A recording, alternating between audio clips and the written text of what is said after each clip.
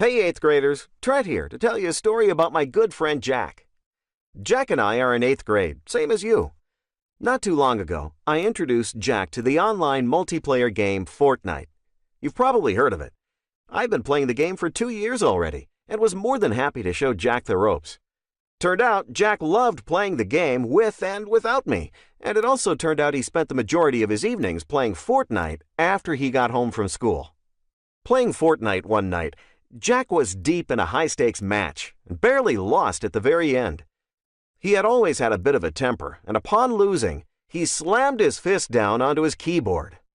Nothing was damaged, but his mother burst into the room, exclaiming, "Jack, that is enough!" Jack had a history of this behavior while playing Fortnite.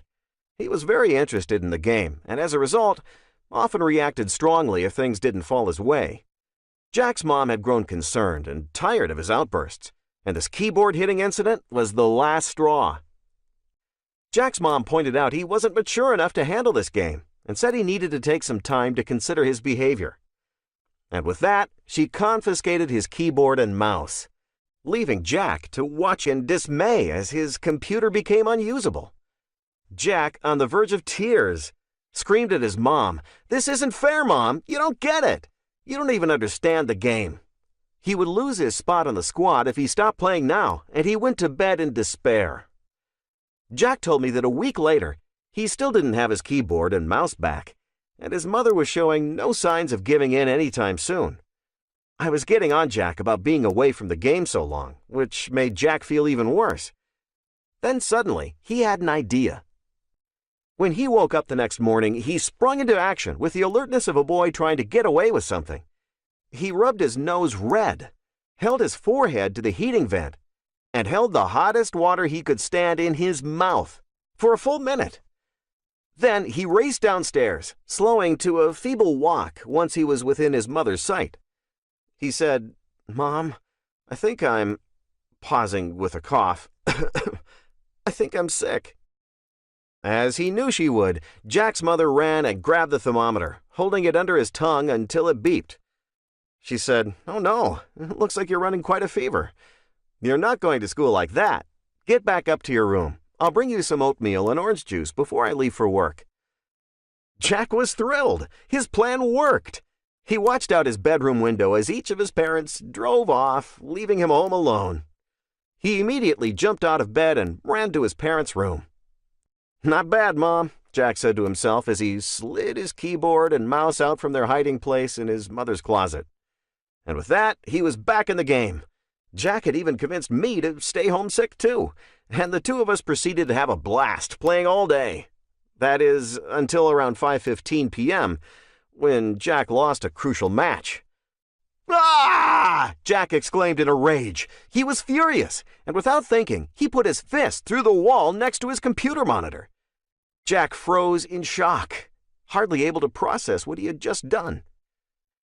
Jack was in such surprise that he didn't even notice the sound of the garage door closing. He was just composing himself and trying to think of a plan when he heard a voice behind him exclaim, "Jackson Elwood, what did you do?" Jack had never seen his mother angrier.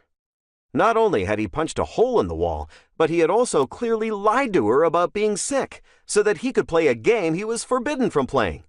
He knew he was in big trouble.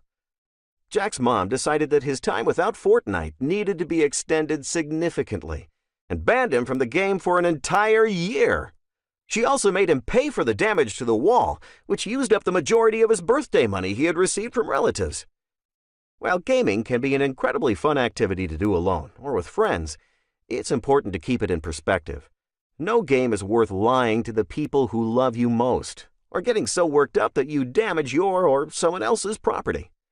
Taking good things in moderation is a vital lesson, and being able to do that demonstrates maturity. Unfortunately, if you aren't able to handle it, it will cost you. No one would say gaming isn't fun. But how does it become so important that we lie, cheat, and sometimes steal to play?